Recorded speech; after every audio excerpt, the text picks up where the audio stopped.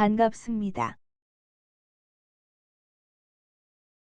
지난 시간에 반사회적 법률 행위의 요건과 효과에 대해 알아보았습니다. 오늘은 반사회적 법률 행위의 유형인 판례를 살펴봅시다.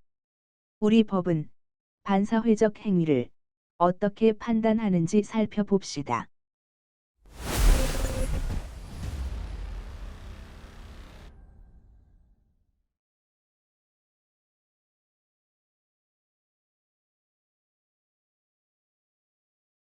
반사회적 법률 행위의 유형. 다시 한번 짚어봅시다. 법률 행위의 목적인 권리 의무의 내용이 선량한 풍속, 기타 사회 질서에 위반되는 경우, 그 내용 자체는 반사회 질서적인 것이 아니라 하여도 법률적으로 이를 강제함으로써 반사회 질서적 성질을 띠게 되는 경우, 법률 행위에 반사회 질서적인 조건 또는 금전적 대가가 결부됨으로써 반사회 질서적 성질을 띠게 되는 경우, 동기의 불법이 표시되거나 알려진 경우에는 반사회적 법률 행위가 됩니다.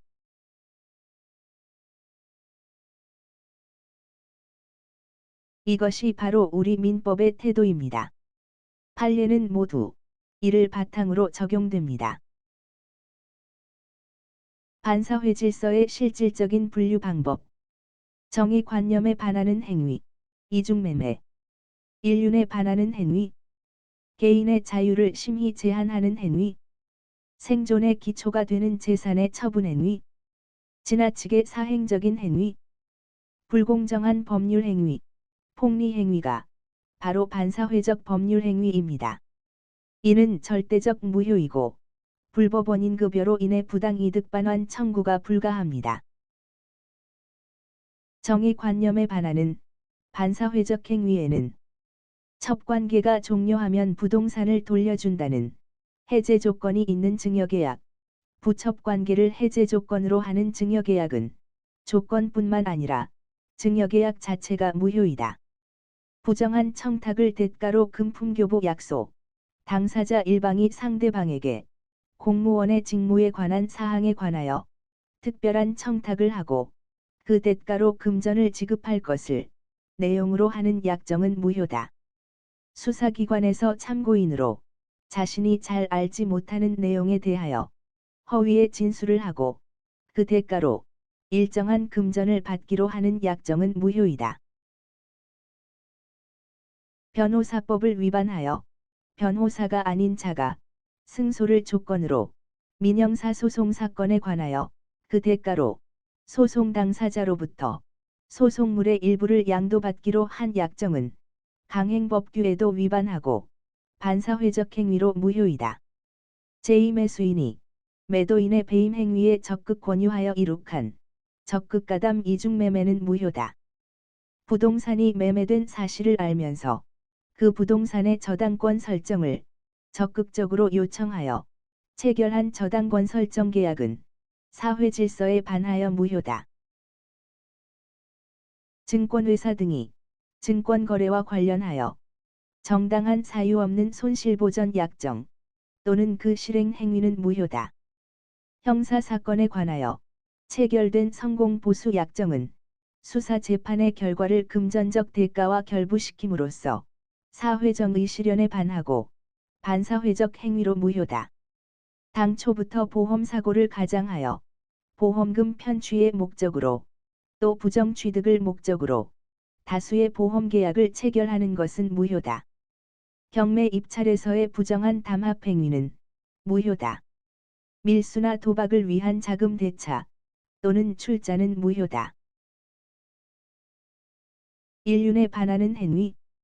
첩계약은 처의 동의가 있어도 무효이며 입적 등 부수적 약정 또한 첩계약의 일부로 무효다.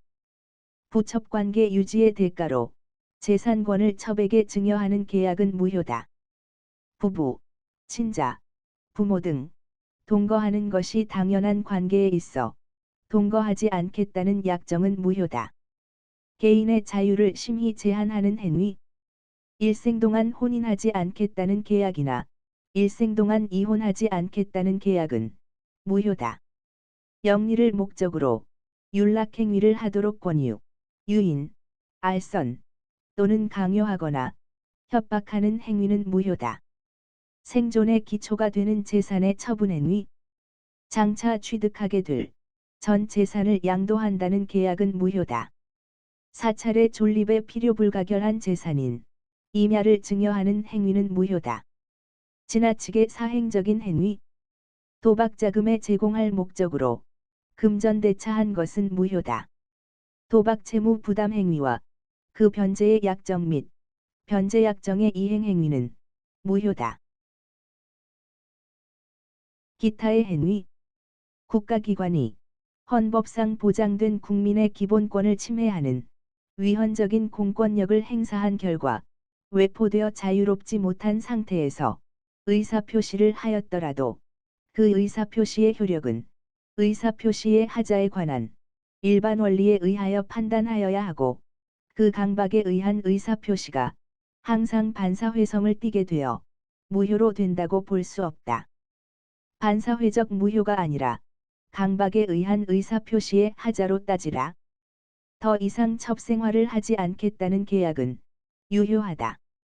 불륜관계를 단절하면서 첩의 생활비, 양육비를 지급하겠다는 계약은 유효다. 하지만 부첩관계가 종료하면 부동산을 돌려준다는 해제 조건이 있는 증여계약, 부첩관계를 해제 조건으로 하는 증여계약은 조건뿐만 아니라 증여계약 자체가 무효이다. 불법 조건, 부정한 행위를 용서받는 대가로 가정에 충실하며 처에게 부동산을 양도하되 처가 임의로 처분할 수 없다는 제한을 붙인 약정은 유효하다.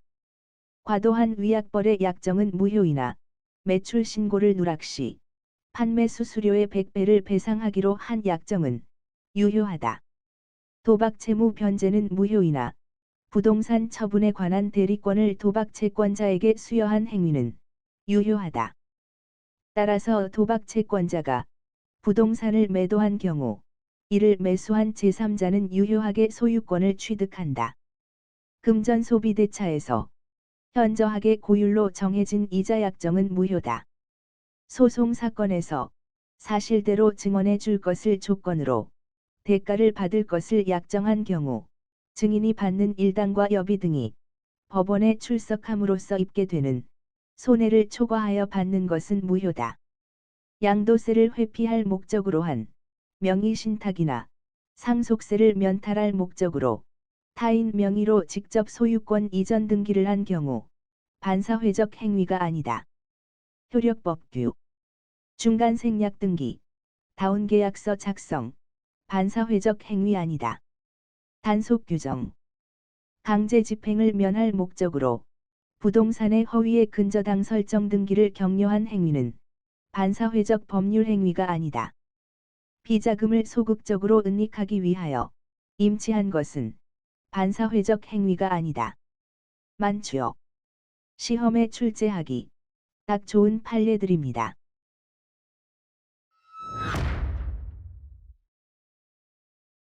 법률 행위의 목적 중 반사회 질서에 해당하는 적극가담 이중매매에 대해 알아봅시다. 이중매매 자체는 아무런 문제 없이 유효합니다. 이상하죠. 바로 이것이 법의 맹점입니다. 갑과 을이 아파트 매매 계약을 하고 갑이 또 아파트를 제3자인 병에게 매매하였습니다. 이것이 이중매매입니다. 똑같은 물건을 갑이 을에게도 팔고 병에게도 팔아 먹었습니다. 이중매매는 원칙적으로 유효하다. 을은 중도금을 주고 아직 등기를 하지 않고 있는 와중에 제3자인 병이 먼저 등기를 해버린 경우에는 어떻게 될까요? 이 경우 원칙적으로 병과의 매매는 유효한 계약이 되고 제3자인 병이 정당하게 소유권을 취득합니다. 이건 뭔가요? 양심은 개나 쳐버려. 이중매매의 경우 먼저 등기한 병이 소유권을 취득합니다. 또한 병은 을과의 매매 사실을 알았던 몰랐던 상관없습니다. 병은 선의 악의를 불문하고 유효하게 소유권을 취득한다. 그럼 을은 어떻게 되나요? 을은 중도금만 지급하고 등기를 하지 않았기 때문에 소유권이 없습니다. 민법은 형식주의를 취하기 때문에 외형적인 등기라는 형식을 갖추어야 한다는 말입니다. 억울하면 등기해. 을의 지위는 등기 청구권과 채무불이행 책임을 물을 수 있습니다. 을은 갑에게 소유권 이전 등기를 청구할 수 있다. 을은 매매계약을 최고 없이 해제할 수 있고 시가에 상응하는 손해배상을 청구할 수 있다. 갑이 이행불능에 대한 채무불이행 책임을 물을 수 있다. 명심하십시오. 아파트 가격이 폭등했다면 시가에 대한 손해배상 청구가 가능합니다. 함부로 이중매매하지 마십시오. 현실의 세계는 냉정합니다. 앞서 살펴보았듯이 매매계약은 채권행위이며 채권행위는 이행의 문제를 남기고 의무부담 행위입니다. 이중매매든 삼중매매든 사중매매든 이러한 다중매매는 법적으로 유효합니다. 계약 자유의 원칙상 이중매매는 원칙적으로 유효하다. 더러운 사기꾼들. 하지만 이러한 이중매매도 바로 무효가 되는 경우가 있습니다. 적극가담 이중매매는 무효입니다. 적극가담 이중매매 무효, 절대적 무효, 싸그리 무효. 적극가담 이중매매란 이미 매도된 부동산임을 알면서도 매도인의 배임 행위에 적극가담하여 이루어진 매매 행위입니다.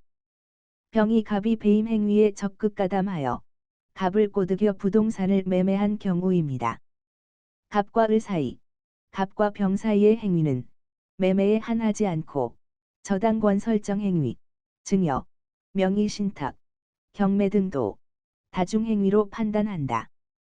제2매수인이 매도인에 대한 채권이 있는 것처럼 가장하여 집행건원을 만들고 경매를 신청하여 그 경매 절차에서 경락받는 방법도 역시 반사회적 법률 행위로서 무효이다. 적극가담의 정도에 대해서는 제2매수인이 알면서 적극요구한 경우다. 제2매수인이 매도 사실을 아는 것만으로는 부족하고 매도 사실을 알고 적극적으로 매도를 요청하거나 유도하여 계약에 이르는 정도가 되어야 한다. 또한 매도인에게 중도금이 넘어간 상태라야 하고 을이 계약금만 받은 경우에는 적극가담 이중매매를 문제 삼지 못한다.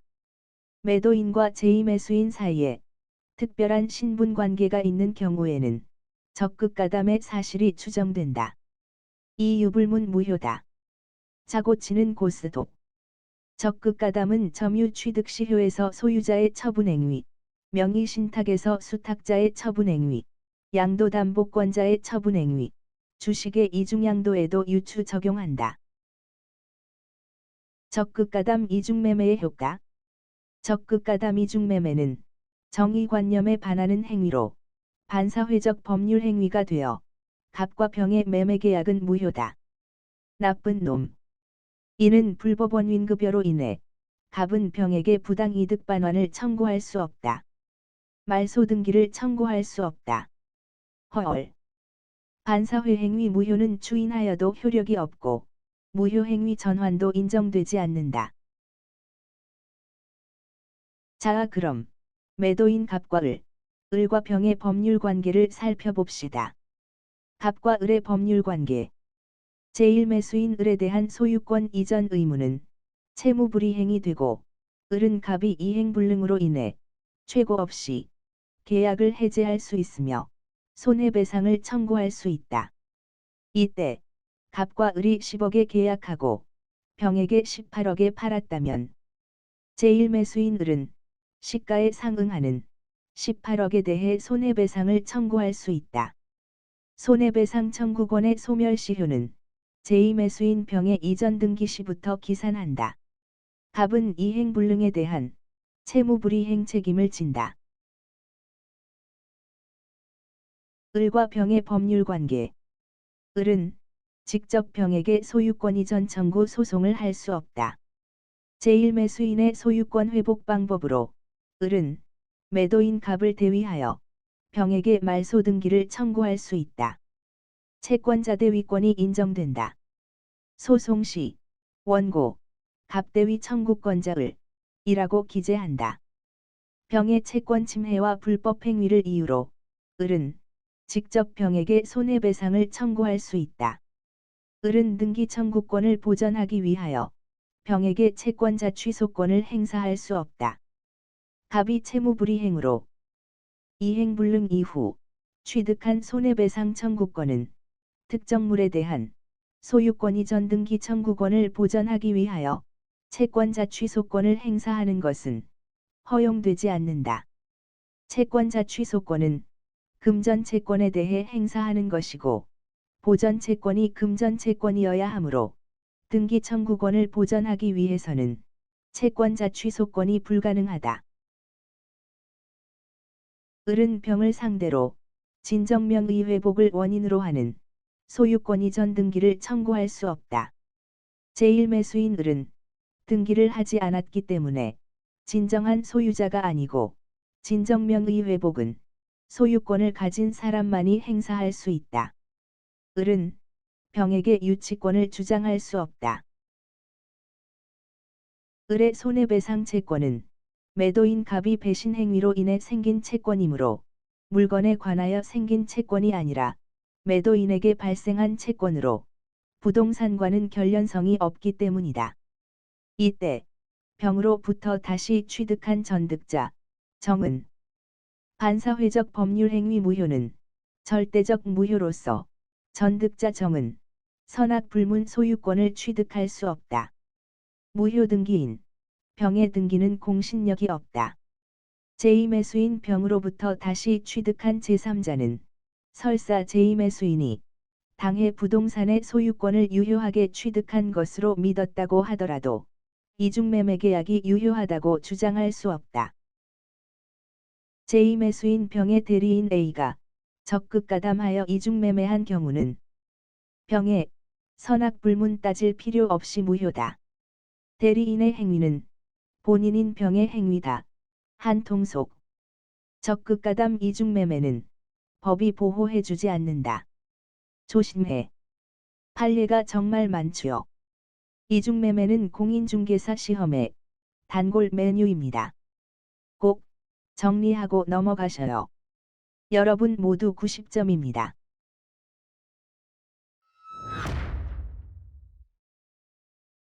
불공정한 법률 행위. 현저하게 불공정한 법률 행위는 무효다. 절대적 무효. 제104조. 불공정한 법률 행위. 당사자의 궁박, 경솔 또는 무경험으로 인하여 현저하게 공정을 잃은 법률 행위는 무효로 한다.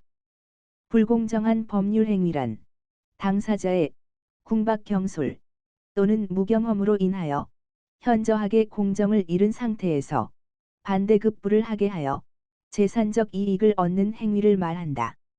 민법 104조는 제103조의 예시이다. 급부와 반대급부 사이의 현저한 불균형이 존재하는지의 판단 여부는 법률 행위의 성립 당시를 기준으로 한다. 사후 폭등은 불공정이 아니다. 매매 가격이 시가보다 저렴하다는 사실만으로는 폭리 행위로 인정될 수 없다. 성립 요건. 시가에 비하여 헐값이어서 급부와 반대급부 사이에 현저한 불균형이 있어야 한다. 재산적 이익의 불공정을 말한다. 객관적 요건. 불공정한 법률 행위의 성립을 위해서는 폭리자에게 폭리 행위에 대한 인식이 있어야 한다. 피해자의 궁박, 경솔, 무경험을 이용했어야 하고 그러한 사실이 존재해야 한다. 주관적 요건.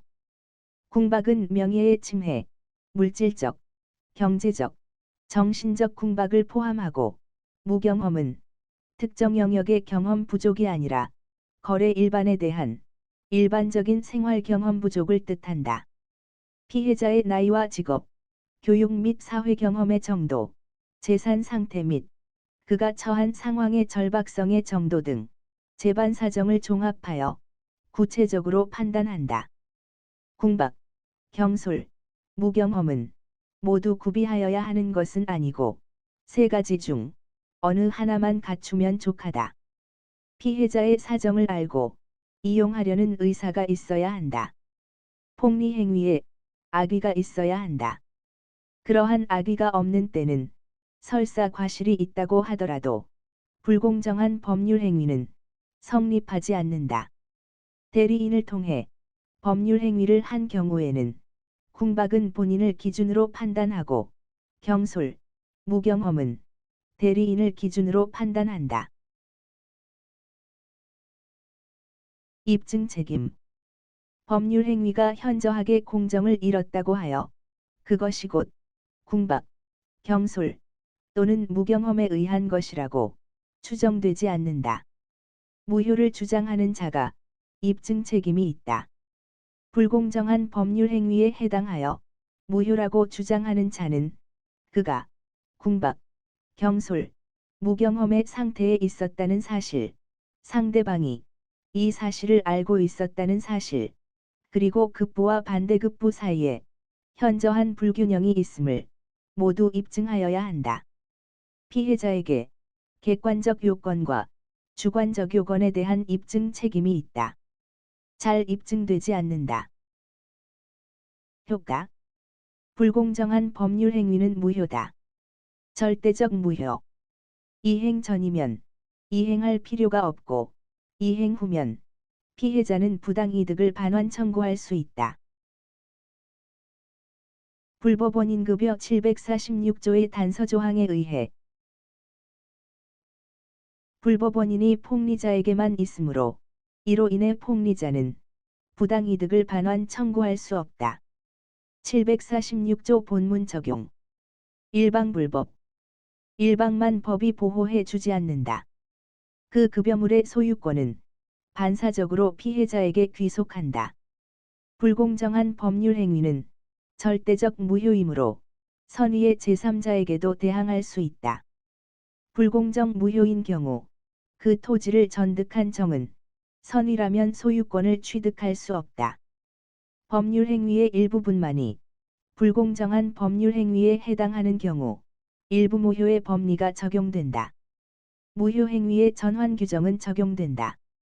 건물주와 도급인과의 계약에서 공사비 30억이 폭리에 해당할 경우 당사자 쌍방이 이와 같은 무효를 알았더라면 대금을 다른 액으로 정하여 계약에 합의하였을 것이라고 인정된다. 감액된 20억만 유효하게 성립한다. 무효 행위의 주인은 인정되지 않는다. 당사자로 하여금 불공정성을 소송 등 사적 구제 수단을 통하여 주장하지 못하도록 하는 부재소 합의는 다른 특별한 사정이 없는 한 무효다. 이와 반대로 민법상 화해는 당사자의 합의에 의한 분쟁 해결이므로 제104조 불공정 행위는 적용되지 않는다. 적용 범위. 유상행위, 단독행위, 채무면제, 채권 포기, 합동행위는 불공정한 법률 행위가 적용된다.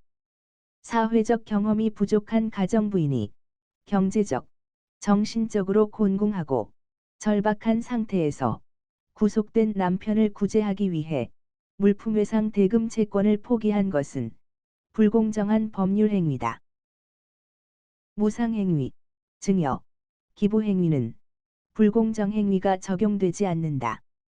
아무런 대가관계 없이 당사자 일방이 상대방에게 일방적인 급부를 하는 법률 행위는 그 공정성 여부를 논할 성질의 법률 행위가 아니다.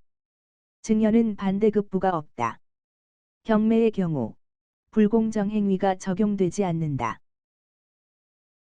불공정한 법률 행위의 판례. 어업권의 소멸로 인한 손실보상금의 분배에 관한 어촌계 총회에서 그 결의 내용이 현저하게 불공정한 경우 무효이다. 신체 사고에 의한 손해배상 청구에서 손해배상으로 받을 수 있는 액수의 8분의 1밖에 되지 않는 금액으로 합의한 것은 불공정한 법률 행위에 해당한다.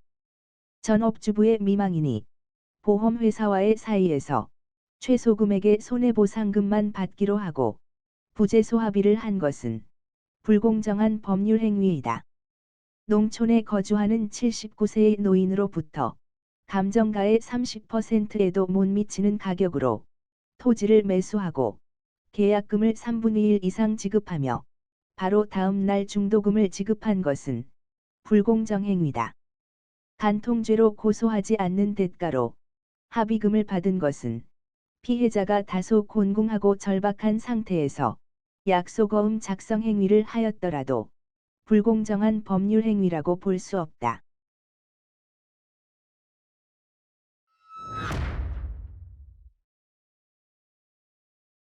제4절 법률 행위의 해석. 법률 행위의 해석이란 법률 행위의 목적, 내용이 무엇인지 명확히 하는 것을 말한다. 우리네 일상에서는 법률 행위의 내용으로서 당사자가 표시한 것이 논리성을 결여하거나 용어가 불명확하거나 중요한 사항을 빠뜨리는 경우가 많다. 의사표시의 존부 자체가 불명확한 경우, 의사표시의 내용이 불명확한 경우, 또는 표시 행위의 의미가 다의적인 경우, 이러한 경우에 법률 행위의 목적을 명확하게 밝힐 수 있는 해석이 필요한 것이다. 법률 행위의 해석은 원칙적으로 표시 행위의 객관적 의미를 밝히는 것으로서 법적인 가치를 판단하는 것이다. 따라서 법률 행위의 해석은 사실 문제가 아니라 법률 문제이고 법원의 직권조사 대상에 해당한다. 잘못된 법률 행위의 해석은 상고 이유가 된다. 법률 행위의 해석기관은 법원이다. 법률 행위 해석의 대상. 의사표시. 법률 행위는 의사표시를 필수 불가결의 요소로 하므로 법률 행위를 해석한다는 것은 결국 의사표시를 해석하는 것이다. 의사표시의 해석을 통해서 법률 행위의 목적이 무엇인지 밝혀낼 수 있다. 법률 행위는 당사자의 내심적 의사 여하에 관계없이 당사자가 그 표시 행위에 부여한 객관적 의미를 합리적으로 해석하여야 한다. 의사표시의 해석에 있어서 당사자의 진정한 의사를 알 수 없다면 의사표시의 요소가 되는 것은 표시 행위로부터 추단되는 효과 의사를 의사표시로 본다. 당사자의 내심의 의사보다는 외부로 표시된 행위에 의하여 추단되는 의사, 표시상의 효과 의사를 가지고 해석함이 상당하다. 표의자의 진위를 상대방이 알 수 없을 때 표시상의 효과 의사로 판단한다. 표의자의 진위를 상대방이 알 수 있을 때 내심적 효과 의사대로 성립한다. 법률 행위의 해석 방법. 원칙, 규범적 해석, 예외, 자연적 해석. 규범적 해석 방법. 자연적 해석이라는 표의자의 진위에 의해 법률 행위의 내용을 확정하지 못할 때 표의자의 진위가 아니라 상대방 입장에서 표시 행위의 객관적 의미를 탐구하는 것을 말한다. 규범적 해석은 상대방 있는 단독 행위, 추인, 해제, 취소, 동의와 계약에 적용된다. 규범적 해석은 착오의 문제가 발생할 수 있다. 신분행위와 상대방이 표의자의 내심적 효과 의사를 알고 있는 경우 상대방이 신의 직상 배려를 하지 않아 표의자의 내심적 효과 의사를 알지 못한 경우 규범적 효과 의사는 적용되지 않는다. 규범적 해석의 판례. 계약서에 최대한 노력하겠다, 최대한 협조한다 표시. 이것은 법적 책임을 지겠다는 의미가 아니라 그러한 의무를 법적으로 부담할 수는 없지만 사정이 허락하는 한 그 이행을 사실상 하겠다는 취지로 해석한다.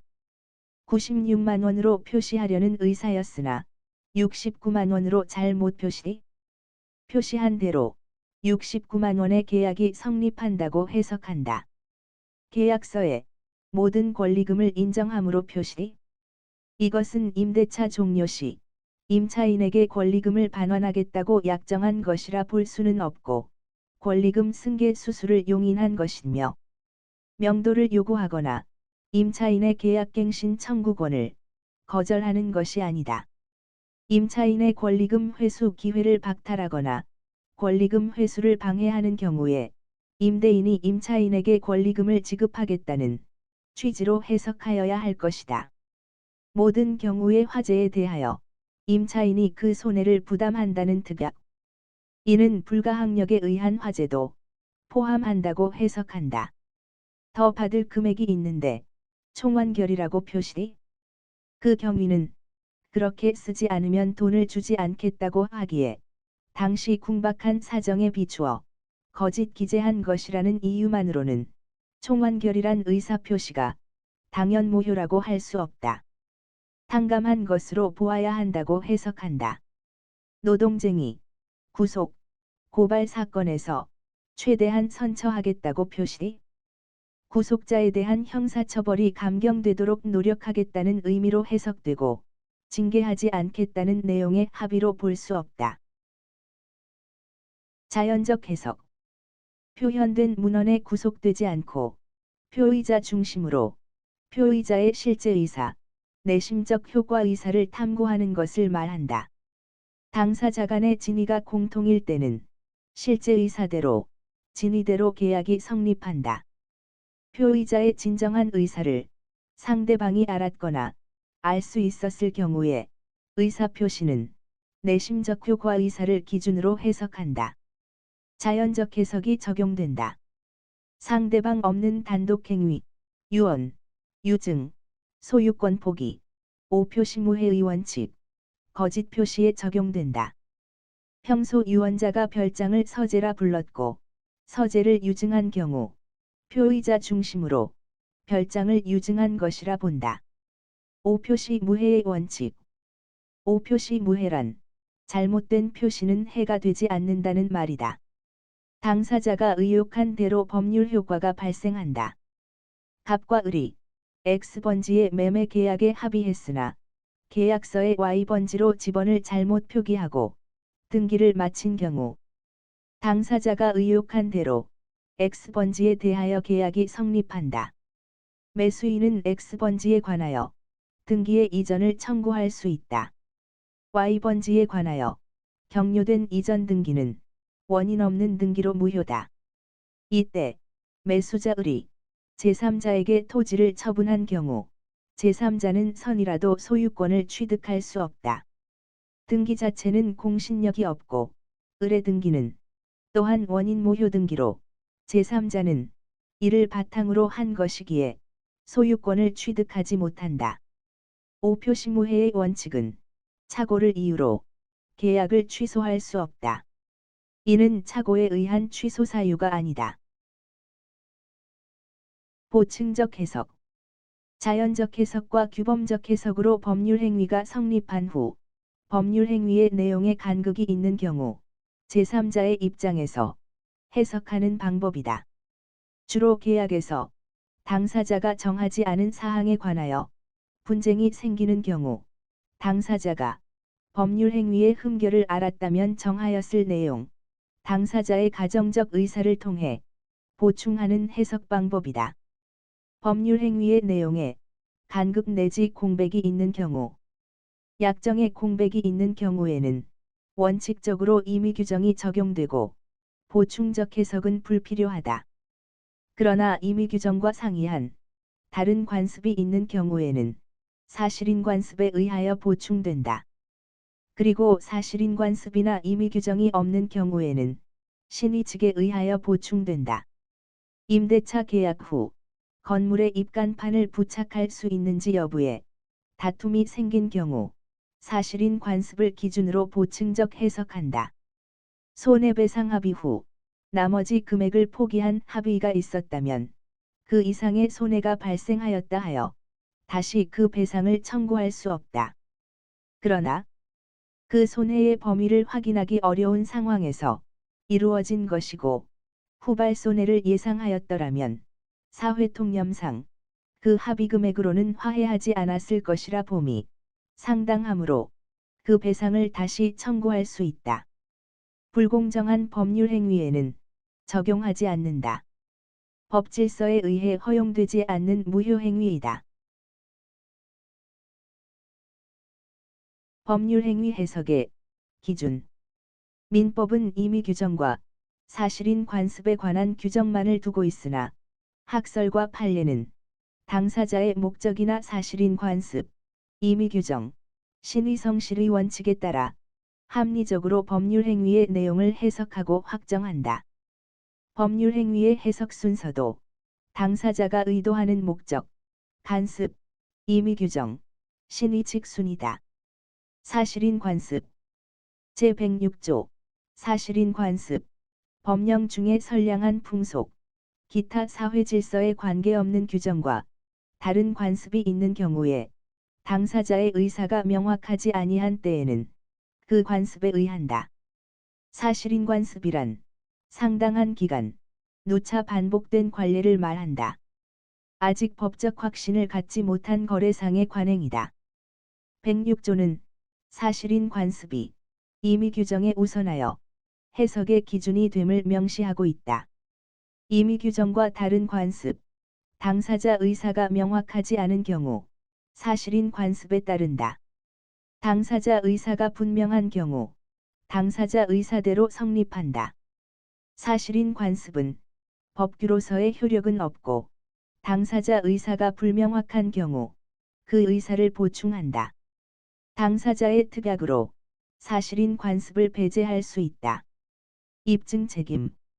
사실인 관습은 원칙적으로 당사자가 주장 입증하여야 한다. 관습은 존보 자체도 불명확하고 법적 확신이 없으며 법원이 이를 알 수도 없다. 다만 예외적으로 사실인 관습이 경험칙에 의한다면 경험칙은 일종의 법칙이므로 당사자의 입장이나 주장에 구애됨이 없이 법관 스스로 직권에 의하여 판단할 수 있다. 경험칙은 법칙이다. 당사자 결정의 문제. 판례. 계약 명의 신탁인지, 중간 생략형 명의 신탁인지의 구별은 계약 당사자가 누구인지로 구별한다. 매수인을 타인 명의로 하였다면 대외적으로 그 명의인을 매매 당사자로 보아야 한다. 명의 신탁 관계는 그들 사이의 내부 사정에 불과하다. 계약 명의 신탁으로 본다. 일방 당사자가 타인의 이름을 임의로 사용한 경우, 행위자와 상대방의 의사가 일치한 경우, 일치한 의사대로 확정한다. 행위자와 상대방의 의사가 불일치하는 경우, 상대방 시각에서 당사자를 결정한다. 차명으로 한 예금계약. 남편 돈으로 처가 은행에 실명 확인 절차를 거쳐 차명으로 예금계약을 한 경우, 은행이 자금주를 명의자가 아닌 출연자로 알고 있는 경우에도 명의자가 당사자이다.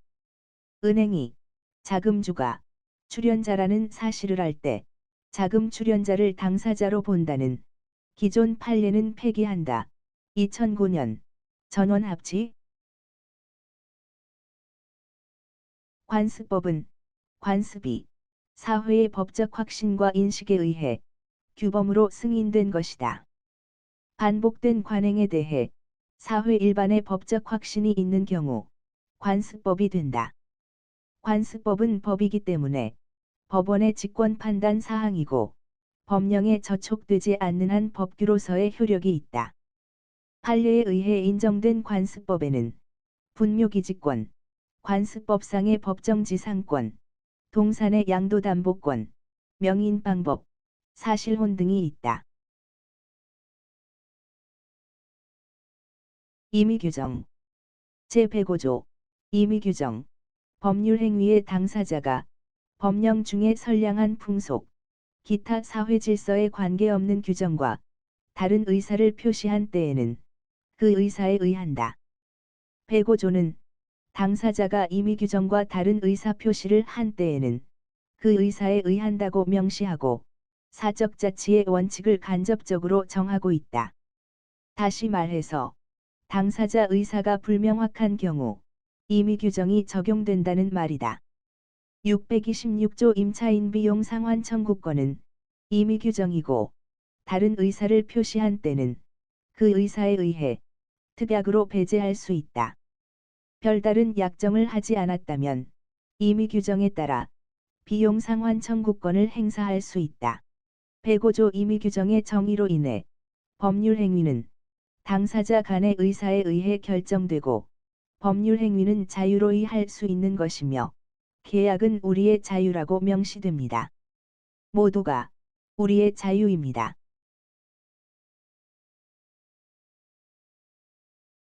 신의성실의 원칙 제2조 신의성실 권리의 행사와 의무의 이행은 신의에 쫓아 성실히 하여야 한다.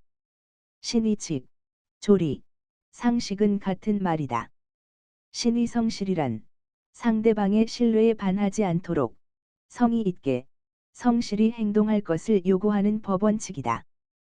법의 시작이고 우리네 세상살이의 원칙인 상식과 신뢰에 대한 법조문이다. 신뢰는 법조문에서 명백히 밝히고 있다. 당사자가 목적, 사실인관습, 임의 규정에 의하여 법률 행위의 내용을 확정할 수 없는 경우, 최종적으로 당사자의 의사표시를 확정할 수 없는 경우에는 신의성실의 원칙 또는 조리에 따라 법률 행위를 해석한다. 예문 해석. 예문 해석이란 예문이기 때문에 법적 구속력을 배제하며 법적 구속력이 없다는 말이다. 약관 또는 계약서상의 부동문자로 인쇄된 계약 조항이 당사자 일방에게 매우 불리할 경우 이러한 부당 조항은 예문에 불과하고 그 조항의 효력은 부인한다. 금융기관의 근저당 설정 계약에서 피담보 채무에 대한 부동문자는 일반 거래약관의 예문에 불과하므로 그 구속력이 배제된다. 이에 대한 통설은 구체적인 사안에 따라 신의칙 내지 조리에 근거하여 그 구속력을 인정할 수 없는 것으로 해석한다. 약관의 해석의 신의칙은 중요한 해석의 표준이 된다. 법률 행위는 서로 간의 신의를 쫓아야 한다. 우리네 세상살이는 신뢰가 기본이다. 신뢰가 살아있는 아름다운 세상. 좋아요. 법률 행위는 목적, 관습, 임의 규정, 신의성실의 원칙 순으로 해석한다.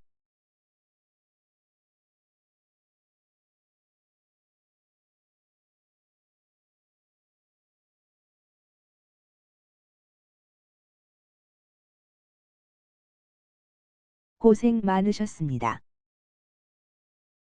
여기까지가 적극 가담 이중매매, 불공정한 법률 행위, 그리고 법률 행위의 해석 방법입니다. 자, 그럼 다음 시간에 뵙겠습니다.